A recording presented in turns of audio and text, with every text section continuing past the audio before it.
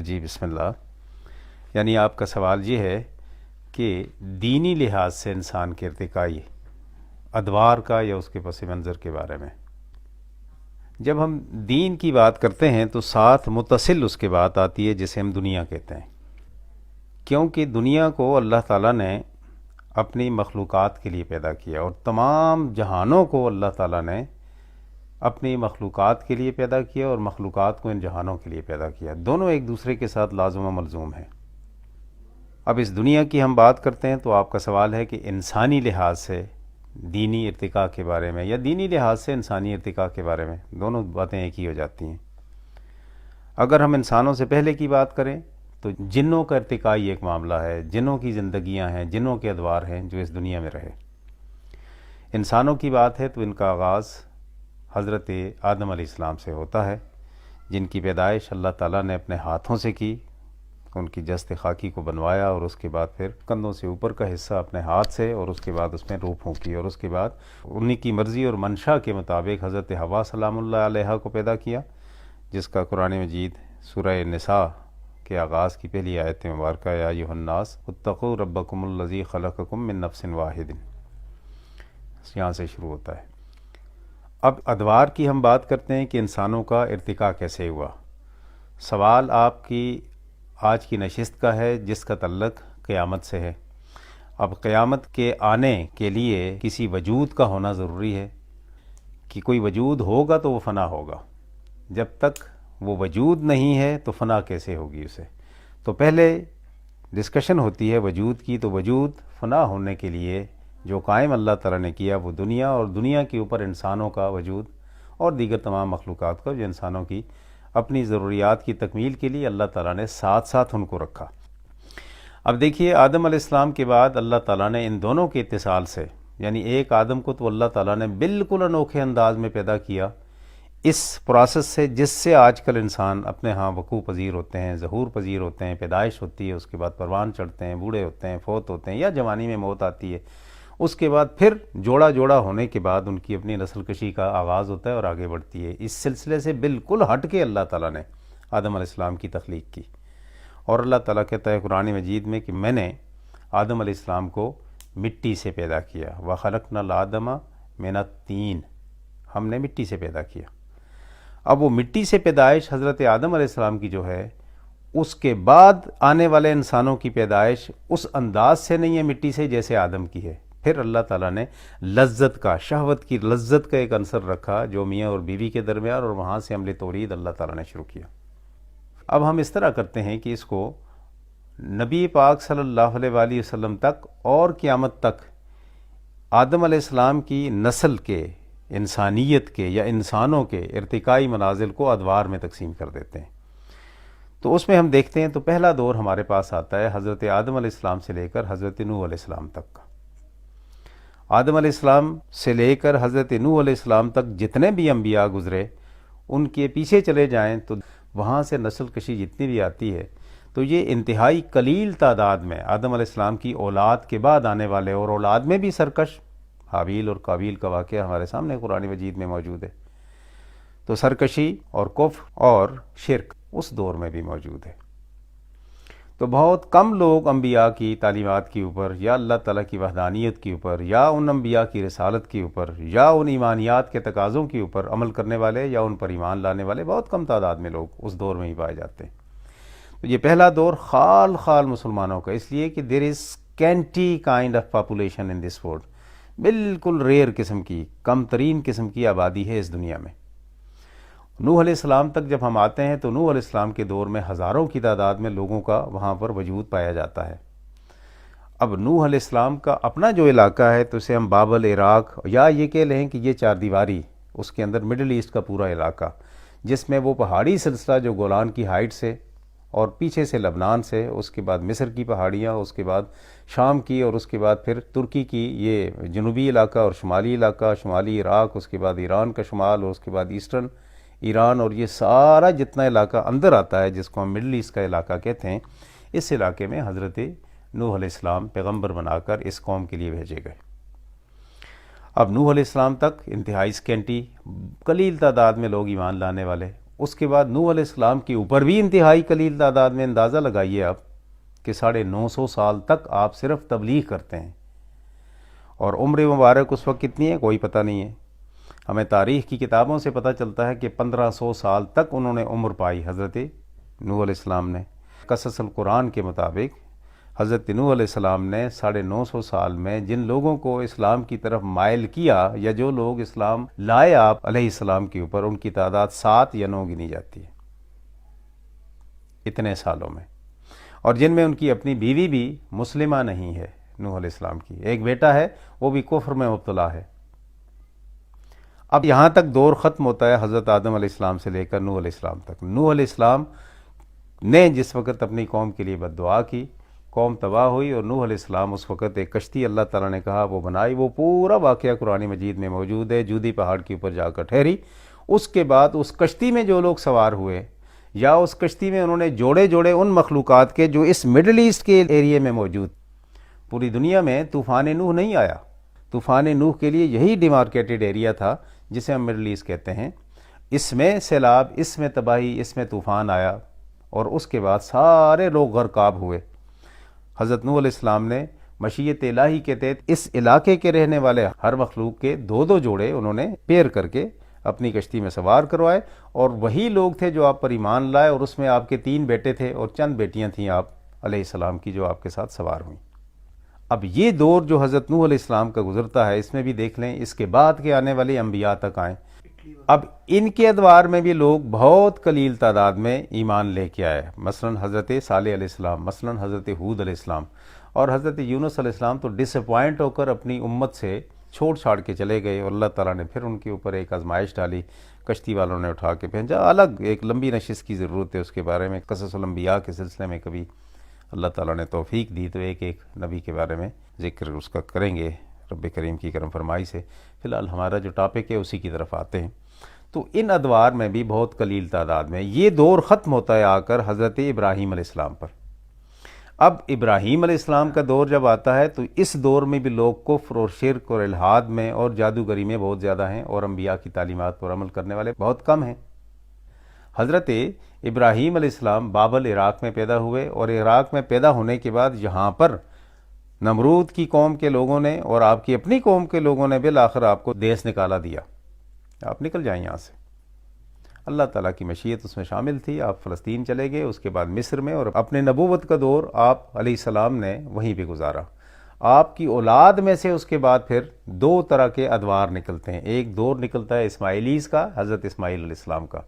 دوسرا دور نکلتا ہے ادھر سے حضرت یعقوب علیہ السلام کا، جنہیں بنی اسرائیل کہتے ہیں، یا اسحاقی کا، اسحاق علیہ السلام کے بیٹے حضرت یعقوب علیہ السلام کا دور۔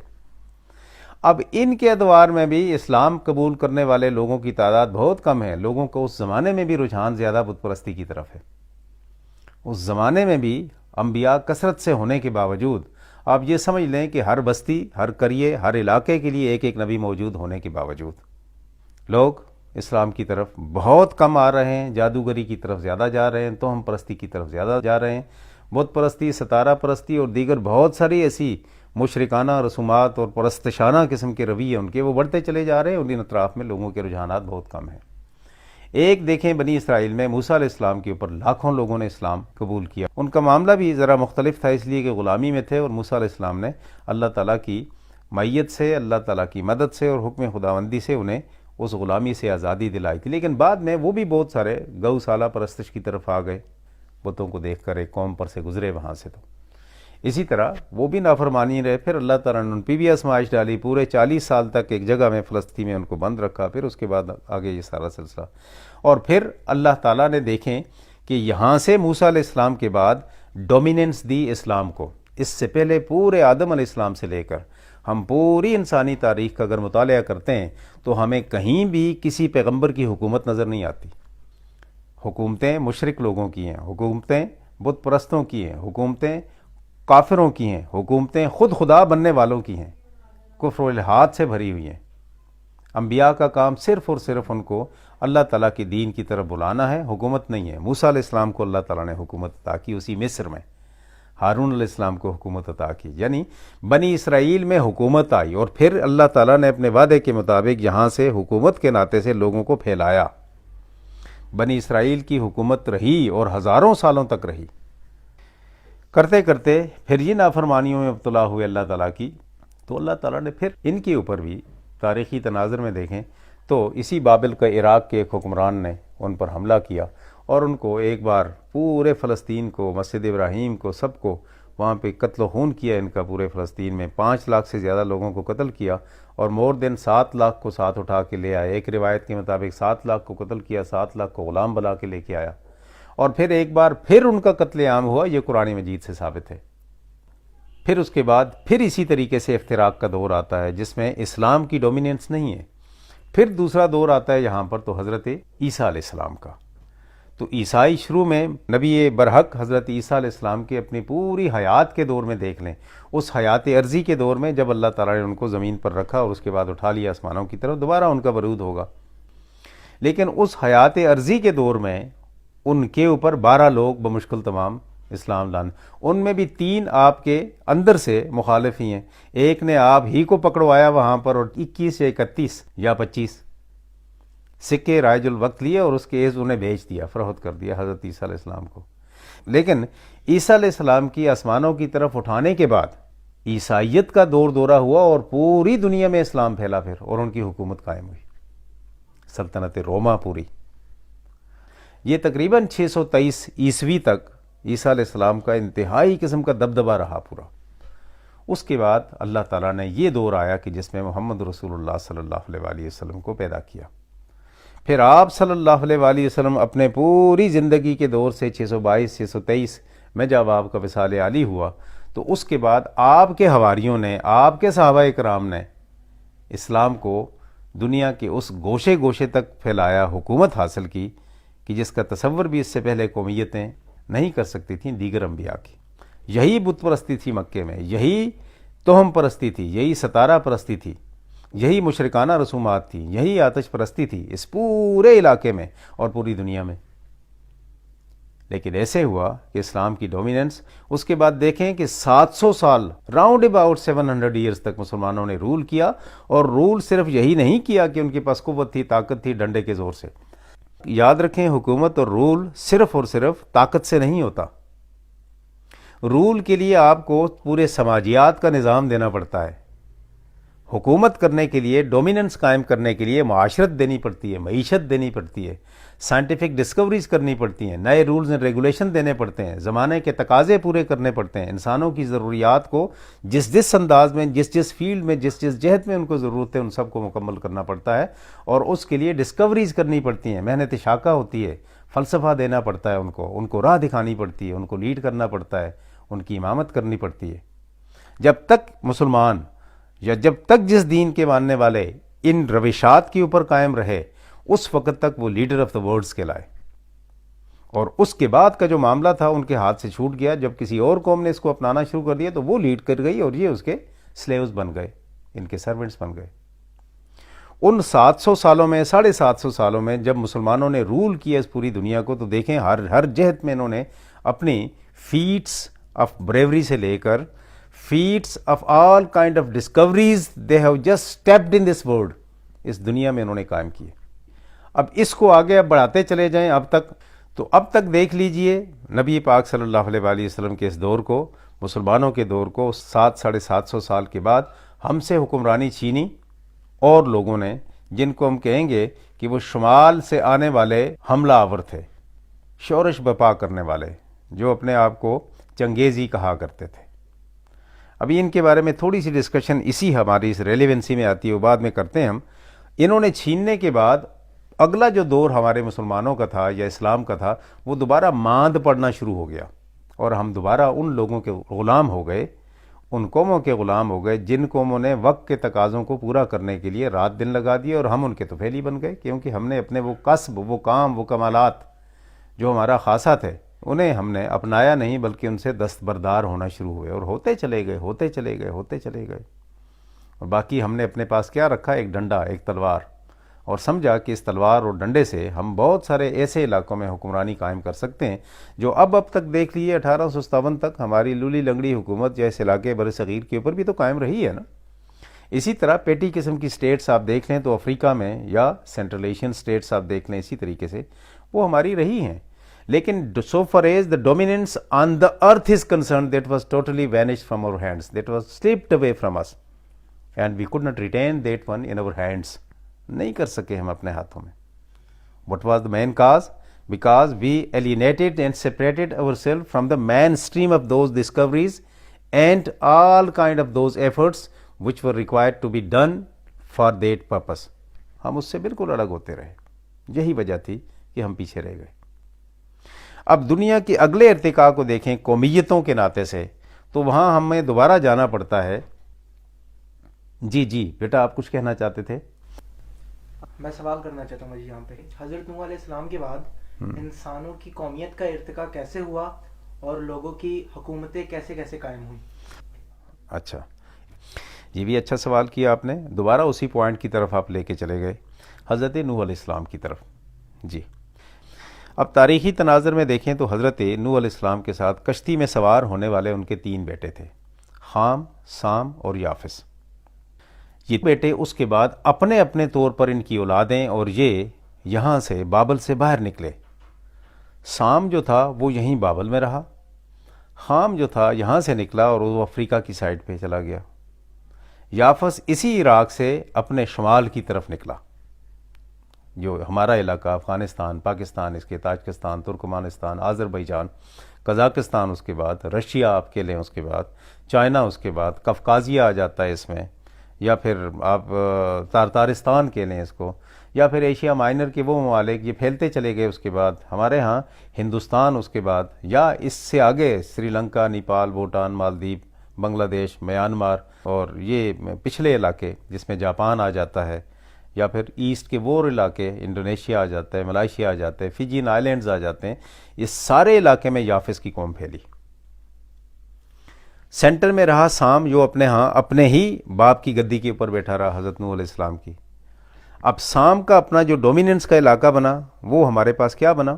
یہی مثلا ترکی بنا، یا مڈل ایسٹ جس کو ہم کہتے ہیں، سارے کا سارا ایران ٹل ایجپٹ، سیریا ٹل جارڈن یا پیلسٹائن.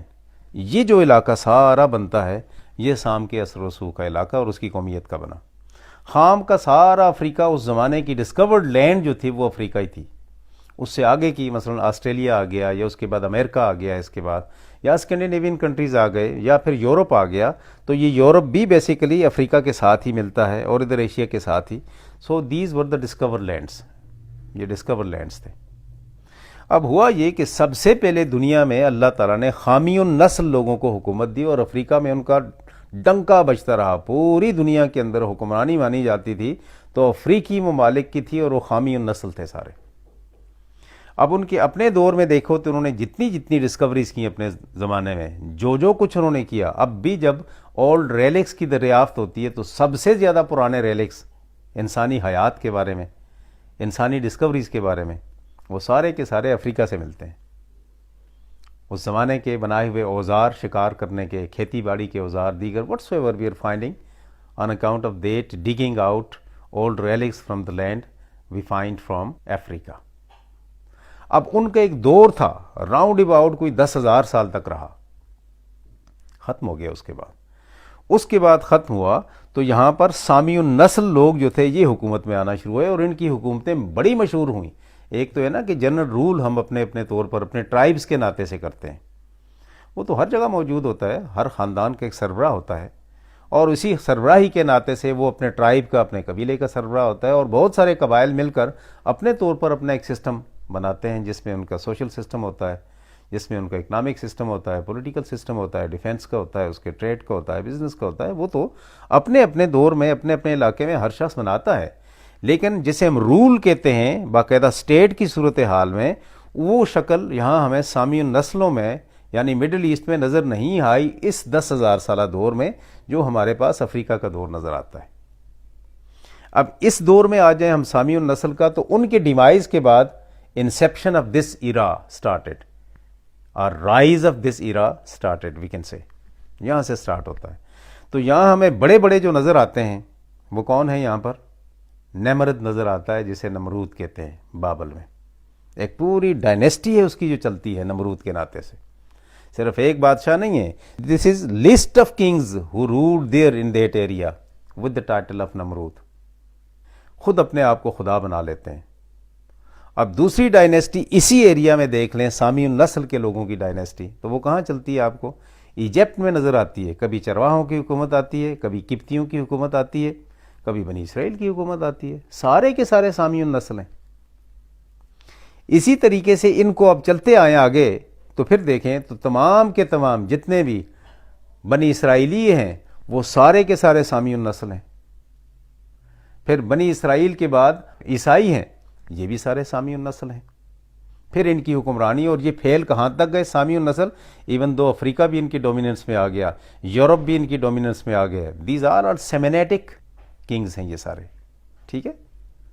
اور ان کا اینڈ کب ہوتا ہے؟ دیکھیں ہلاکو خان 1258 میں جس وقت بغداد کو قبضہ کرتا ہے اور اس زمانے کے مستنصر باللہ کو یہاں سے دیس نکالا کرتا ہے، اور الماوردی کو پھر اس کے بعد قتل کرتا ہے، ختم کر دیتا ہے وہاں پہ مسلمانوں کی حکومت کو.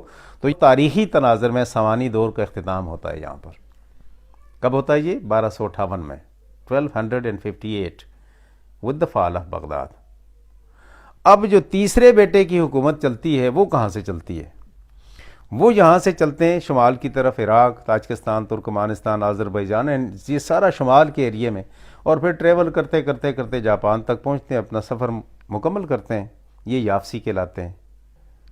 ان کا دور اس کے بعد شروع ہوتا ہے، لیکن بالکل خفیہ ہے. یہ اپنے سامنے نمائش نہیں کرتے، سامنے نہیں آتے، لیکن کام ان کا وہی 1258 کے بعد سٹارٹڈ ہے.